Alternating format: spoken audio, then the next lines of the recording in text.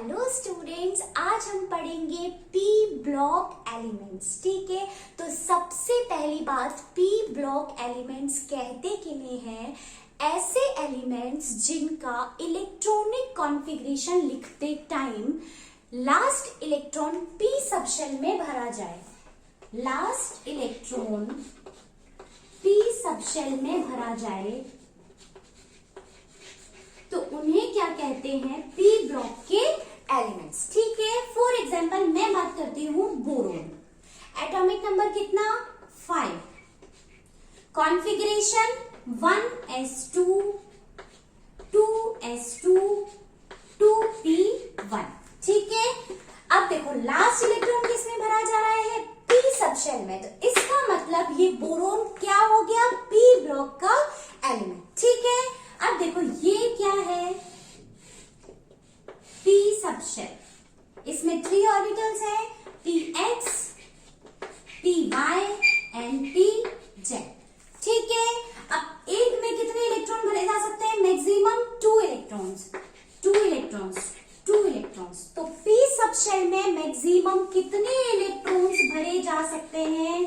6 electrons भरे जा सकते हैं। ठीक है, इसीलिए पूरी पीरियोडिक टेबल में पी ब्लॉक के कितने ग्रुप होते हैं? 6 ग्रुप प्रेजेंट होते हैं। ठीक है, ग्रुप नंबर 13 से लेके ग्रुप नंबर 18 तक क्या होते हैं? P block elements. ठीक है, अगर मैं बात करती हूं ग्रुप नंबर 13 की, तो वो होती है बोरोन फैमिली, जिसका जनरल इलेक्ट्रॉनिक कॉन्फ़िगरेशन होता है NS2Np1। ठीक है, 14th group carbon family, general electronic configuration NS2Np2। 15th group nitrogen family, general electronic configuration NS2Np3।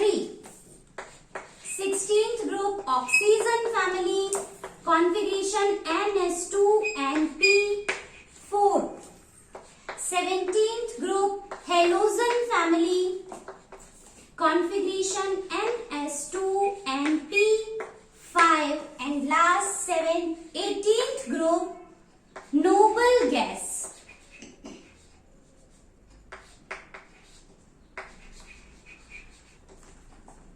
NS2Np6।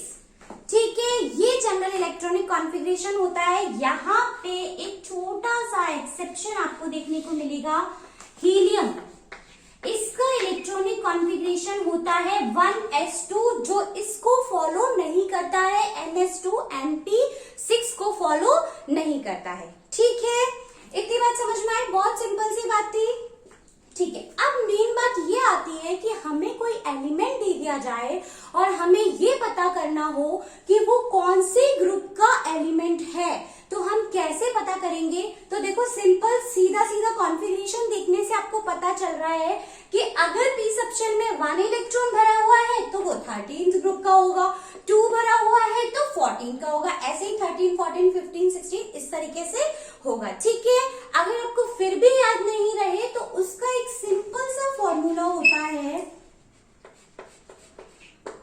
12 plus number of electron in p subshell, valence p subshell। ठीक है, इससे हम क्या पता लगाएंगे कि वो p ब्लॉक में कौन से ग्रुप का है। ठीक है, इससे हम ये पता लगा लेंगे कि वो कौन से ग्रुप का है। फॉर एग्जाम्पल मैंने लिया, मुझे एलिमेंट दे दिया सल्फर। ठीक है, इसका एटॉमिक नंबर है 16। ओके, कॉन्फ़िगरेशन लिखेंगे 1s2 2s2 2p6 3s2 3p4। देखो 2 और 2 4, 6 और 6 12 और 4 16, 16 हो गया। ठीक है, अब देखो हमें ये पता लगाना है कि ये कौन से ग्रुप का एलिमेंट है। तो मैंने क्या बोला था, 12 plus number of valence electron in p section, तो वो कितना है 4। तो ये हो गया 12 प्लस 4 इक्वल्स टू 16, यानी कि सल्फर किसका हो गया, 16 ग्रुप का एलिमेंट हो गया। ठीक है, समझ में आया, बहुत सिंपल था। रब कर दू।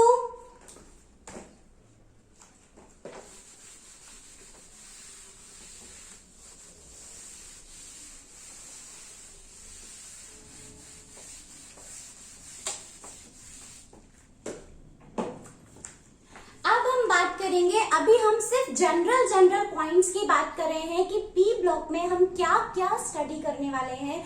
उसके बाद हम हर एक ग्रुप को डिटेल से स्टडी करेंगे। ठीक है, चलो उसके बाद एक और इंपॉर्टेंट पॉइंट आता है group oxidation state.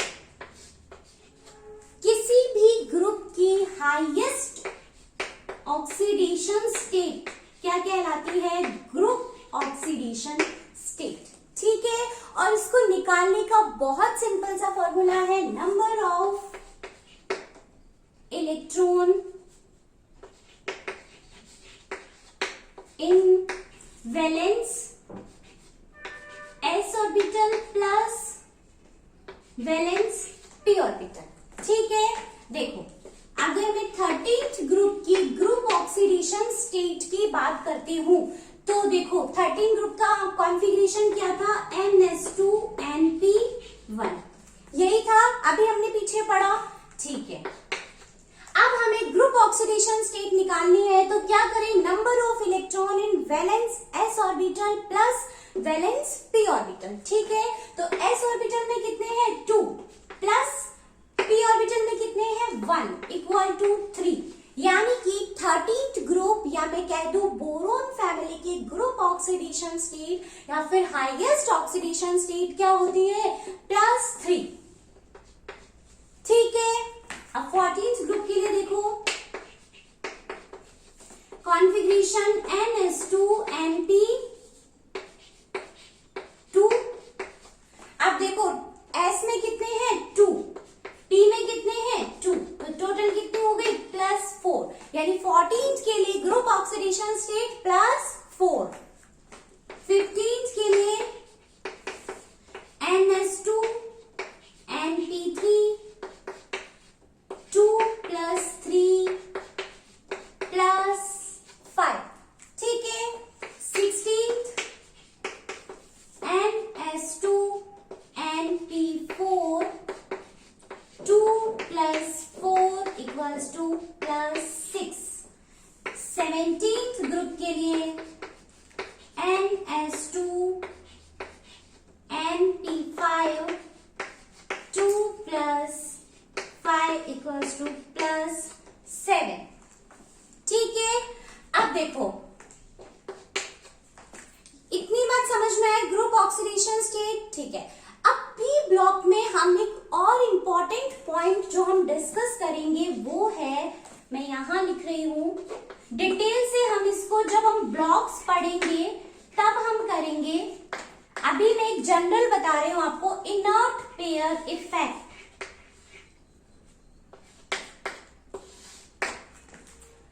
Group oxidation state से अगर कोई भी एलिमेंट ग्रुप ऑक्सीडेशन स्टेट के अलावा ऑक्सीडेशन स्टेट शो करता है, यानी ग्रुप ऑक्सीडेशन स्टेट से 2 यूनिट कम ऑक्सीडेशन स्टेट शो करता है, तो वो किसके वजह से होता है, इनर्ट पेयर इफेक्ट की वजह से। ठीक है, देखो कैसे, अगर मैं 13th ग्रुप की बात करती हूं तो इसकी ग्रुप ऑक्सीडेशन स्टेट क्या है, +3। अगर ये इसके अलावा ऑक्सीडेशन स्टेट शो करता है मींस 2 यूनिट लेस, यानी कि क्या और शो कर सकता है, +1, तो वो किस वजह से करता है, इनर्ट पेयर इफेक्ट की वजह से। ठीक है, इसको पूरा डिटेल हम कब पढ़ेंगे, जब हम ग्रुप वाइज डिटेल स्टडी करेंगे तब हम पूरा पढ़ेंगे। ठीक है, अभी के लिए सिर्फ इतना आप समझ लीजिए कि ग्रुप ऑक्सीडेशन स्टेट से 2 यूनिट कम oxidation state inert pair effect की वजह से शो की जाती है। ठीक है, अब ये देखो +4, 2 यूनिट कम मीन्स +2,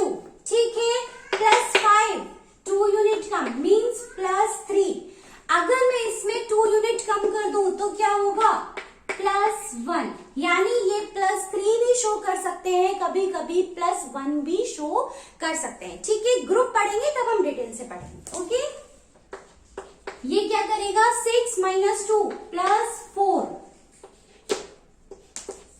4 - 2 +2। ठीक है, यहां पे देखो +5 +3।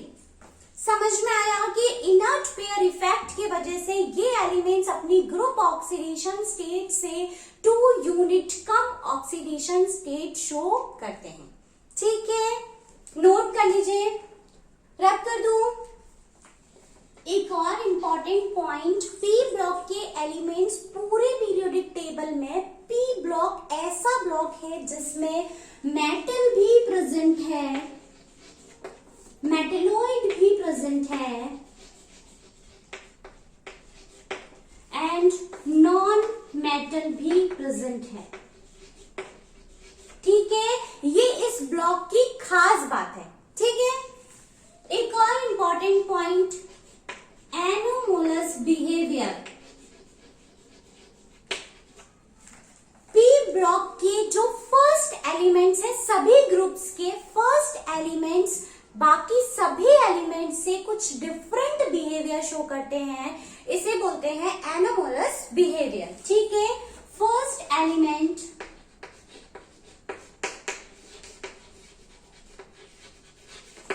डिफरेंट फ्रॉम अदर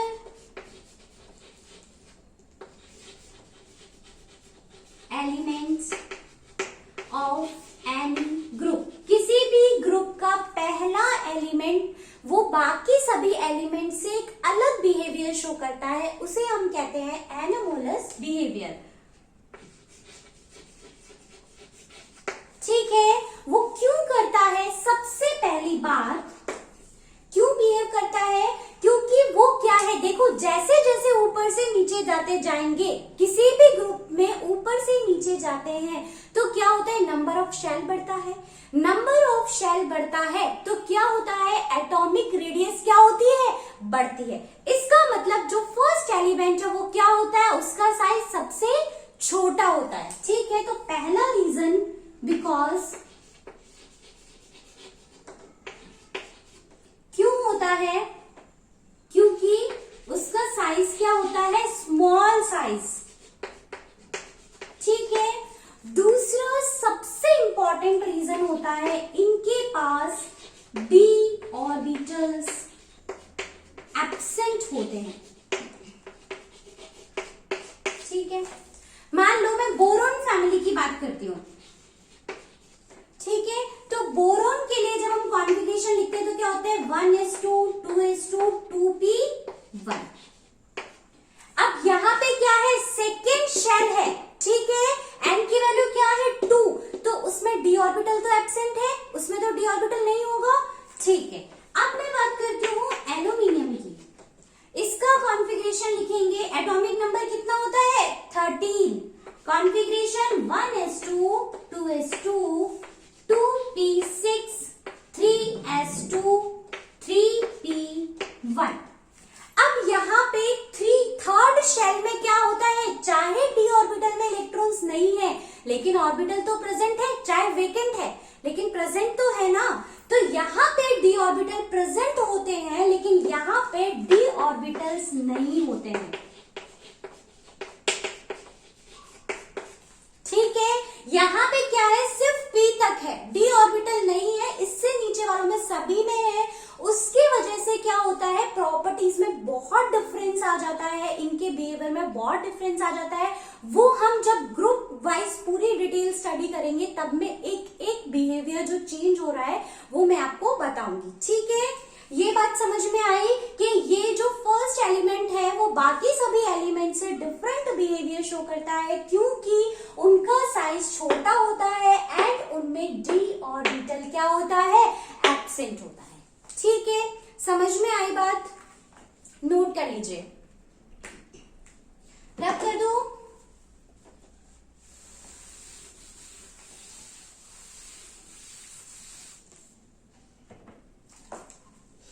इसके बाद जो हम पी ब्लॉक में डिस्कस करेंगे आगे कि इनके जो स्मॉल या मैं कह दूं फर्स्ट एलिमेंट जो होते हैं या फर्स्ट एलिमेंट्स जो होते हैं वो क्या शो करते हैं, पी पाई बॉन्डिंग। जब मल्टीपल बॉन्ड्स बनाते हैं तो वो किस तरह की बॉन्डिंग शो कर सकते हैं, पी पाई बॉन्डिंग। जबकि जो हैवियर एलिमेंट्स होते हैं वो क्या बॉन्डिंग शो करते हैं, पी पाई डी पाई या फिर डी पाई बॉन्डिंग शो करते हैं। ठीक है, रीजन क्या है, बिल्कुल साफ है। हमने अभी जस्ट पढ़ा कि जो स्मॉल एलिमेंट है जिसका साइज छोटा है, जो फर्स्ट एलिमेंट है उसमें डी ऑर्बिटल एब्सेंट है। तो जब डी ऑर्बिटल है ही नहीं तो डी ऑर्बिटल की ओवरलैपिंग भी नहीं होगी, तो फिर डी पाई बॉन्डिंग का तो सवाल ही नहीं है। ठीक है, जबकि हम नीचे जाते जाएंगे हैवियर एलिमेंट्स में तो वहां पे क्या है, डी ऑर्बिटल प्रेजेंट है तो डी ऑर्बिटल की ओवरलैपिंग भी होगी, तो वो पी ऑर्बिटल के साथ ओवरलैप कर सकता है या वो डी के साथ भी ओवरलैप कर सकता है और इस तरह की बॉन्डिंग देगा। ठीक है, एक बार जनरल समझ लो, पी ऑर्बिटल कैसे होते हैं, डंबल शेप के ये होते हैं। इस तरह की बॉन्डिंग को बोलते हैं पी पाई ओवरलैपिंग। देखो पी ऑर्बिटल और पी ऑर्बिटल ओवरलैप करके किस तरह की बॉन्डिंग शो करते हैं, पी पाई। ठीक है, अगर मैं एक पी ऑर्बिटल और एक डी ऑर्बिटल की ओवरलैपिंग कराती हूं तो किस तरह की बॉन्डिंग बन जाएगी, पी पाई डी पाई बॉन्डिंग। ठीक है, डी ऑर्बिटल क्या होते हैं, डबल डंबल शेप के होते हैं और ये डंबल शेप के। अगर इनकी ओवरलैपिंग होगी तो किस तरह की बॉन्डिंग बन जाएगी, पी पाई डी पाई बॉन्डिंग। ठीक है, और अगर डी ऑर्बिटल्स आपस में ओवरलैप कर जाएं,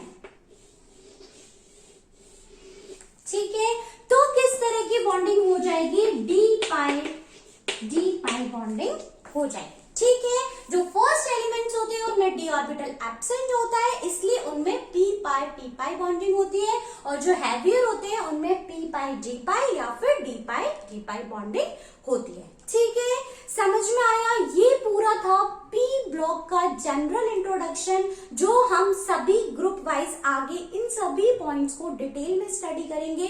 और ये जो पॉइंट्स हमने आज पढ़े इन सभी पॉइंट्स का यूज हम आगे जरूर से करेंगे। ठीक है, तो इस क्लास को ध्यान से वापस पढ़ लेना, प्रैक्टिस करते रहिए, पढ़ते रहिए।